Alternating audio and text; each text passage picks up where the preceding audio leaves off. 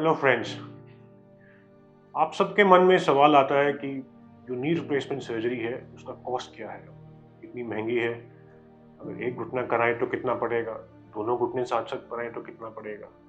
और काफ़ी लोगों की डिस्कशन ऑपरेशन के बाद इस पे ज़रूर जाती है, और जो कि बनता भी है क्योंकि कॉस्ट एक वैलिड पॉइंट है। और किसी भी सर्जरी का इंटरवेंशन जब भी होता है उसका कॉस्ट पूछना, उसका खर्चा है वो जानना ज़रूरी है। आजकल ये सारी सर्जरीज वैसे इंश्योरेंस में कवर्ड होती हैं, और इसमें हमेशा अपना इंश्योरेंस जो भी है अपना आप कैरी करते हैं उसके बारे में ज़रूर अपने डॉक्टर को ज़रूर बताइएगा। पर इसका कॉस्ट जानने से पहले हमें घुटने के ऑपरेशन के बारे में पूरा जानना चाहिए, क्या होता है, किन लोगों को इसकी ज़रूरत है, और कितने प्रकार की नी रिप्लेसमेंट सर्जरीज होती है। और उसके बाद मैं ज़रा आपको ज़रूर बताऊंगा कि इसका खर्चा कितना पड़ता है।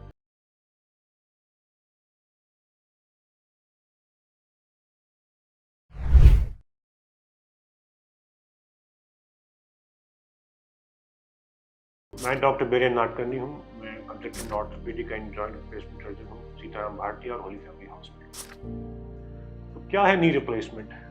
इसके लिए मैं आपको पहले एक मॉडल दिखाना चाहूँगा जिसमें ये आपका घुटना है। ये नीला हिस्सा जो है ये नॉर्मल कार्टिलेज या चिकनाहट होती है जिसके ऊपर हमारा घुटना चलता है। जब ये सब कुछ नॉर्मल होता है आपकी तकलीफें बिल्कुल नहीं होती हैं, आपको दर्द की तकलीफ नहीं होती है, आप अपनी ज़िंदगी नॉर्मल व्यतीत करते हैं।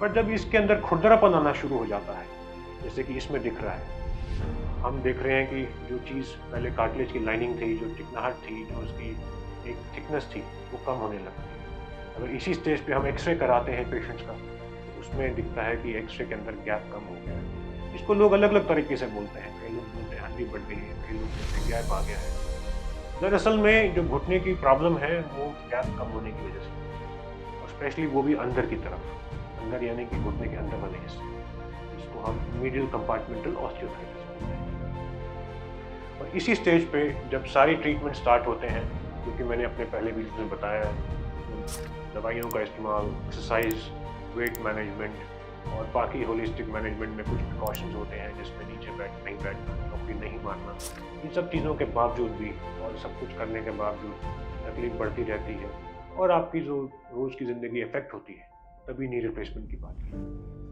तो क्या है नी रिप्लेसमेंट? तो आपने देखा ये सारा हिस्सा जो है खुरदरा हो गया है। हमें इसमें कुछ रिप्लेस नहीं करना होगा, हम सिर्फ इस पे कैपिंग करते हैं। आपने देखा होगा डेंटल प्रोसीजर्स में दांत पे कैप लगती है तो उसको डेंटल कैपिंग बोलते हैं। वही चीज़ नी में जब करते हैं या घुटने में करते हैं तो इसको नी रिप्लेसमेंट बोला जाता है। इसमें अगर यही घुटने का मॉडल जो मैं बड़ा होकर करके दिखाऊं, तो इसमें ये ऊपर की हड्डी है, इस पर ये कैप लगता है, ये नीचे की हड्डी में कैप लगता है, और बीच में गैप देने के लिए एक प्लास्टिक होता है जिसको हाई डेंसिटी पॉलीथीन बोलते हैं। और ये एक नी रिप्लेसमेंट के 3 हिस्से होते हैं। और काफ़ी बार हम नी कैप जो होती है पेटला, उसके अंदर भी प्लास्टिक का कैप लगाते हैं जिसको पेटला रिप्लेसमेंट बोलते हैं।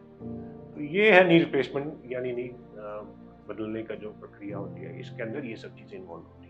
तो ये तो है टोटल नी रिप्लेसमेंट यानी कि पूरा घुटना बदलने का प्रक्रिया। इसके कंपैरिजन में जहाँ घुटना सिर्फ अंदर के हिस्से में खराब होता है तो हमें टोटल नी रिप्लेसमेंट की ज़रूरत करनी नहीं होती है। इसमें हम सिर्फ पार्शियल नी रिप्लेसमेंट करते हैं, जिसमें अंदर का हिस्सा जो खराब हुआ है, जो घिस गया है, उसको हम लोग सिर्फ आधा हिस्सा बदलते हैं। आप देख सकते हैं कि आउटर कंपार्टमेंट यानी बाहर का कंपार्टमेंट है, इसको हमने नहीं छेड़ा, सिर्फ अंदर की जो जगह है, अंदर का हिस्सा है उसको बदलना है। इसको यूनि कंपार्टमेंटल नी रिप्लेसमेंट या पार्शियल नी रिप्लेसमेंट बोलते हैं, यानी कि वो टोटल था, ये पार्शियल। इसके लिए काफ़ी कम लोग होते हैं जो इस स्टेज पे आते हैं जिनको पार्शियल नी रिप्लेसमेंट कर सके या उनको हम लोग रिकमेंड कर सकें, क्योंकि काफ़ी लोग अपनी सिचुएशन से काफ़ी जूझ रहे होते हैं और इसकी उस स्टेज पे आते हैं जहाँ पे ये स्टेज निकल जाती है कि पार्शियल नी रिप्लेसमेंट से उनको आराम मिल सकता है। और जहाँ जहाँ पेशेंट्स की सिचुएशन ऐसी है, सिर्फ अंदर का हिस्से में खराबी है,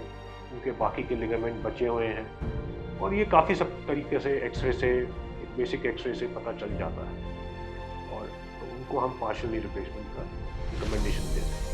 आप अपने डॉक्टर से, अपने सर्जन से ज़रूर बात कीजिएगा कि आप इसके लायक हैं ही नहीं। आखिरी सवाल आता है कॉस्ट का। कॉस्ट के लिए आपने देखा होगा बहुत वेरिएबिलिटी है, अलग अलग जगह पे अलग अलग कॉस्ट आते हैं। नी रिप्लेसमेंट जो होता है इसमें कॉस्ट 2 चीज़ों से बनता है, एक तो हॉस्पिटल का जो एक्सपेंस होता है जिसमें सर्जन फी, मेडिसिन का, ड्यूटी चार्जेस, वो सब चीज़ें ऐड होती हैं। और दूसरी चीज़ उसका हिस्सा होता है इम्प्लांट, यानी कि जो पार्ट लग रहा है।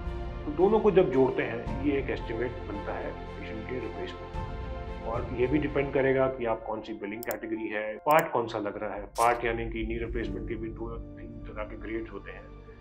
प्राइमरी यानी कि जो फर्स्ट नी रिप्लेसमेंट होता है या जिसका शुरुआत में पहली बार होता है, उनमें 2 तरह की वैराइटीज़ होती हैं और उसका जो कॉस्ट है वो गवर्नमेंट ने, सरकार ने फिक्स किया हुआ है और उसके हिसाब से ही वो लगता है। तो जो इम्प्लांट का जो पैकेज है या जो सर्जरी का जो पैकेज है, वो दोनों को जोड़ के बनता है और ये बहुत वेरी करता है किस हॉस्पिटल टू हॉस्पिटल, और कई बार सिंगल और दोनों घुटने हो रहे हैं। तो ये सब चीज़ों का आपको अपने डॉक्टर से ज़रूर डिस्कस करना चाहिए।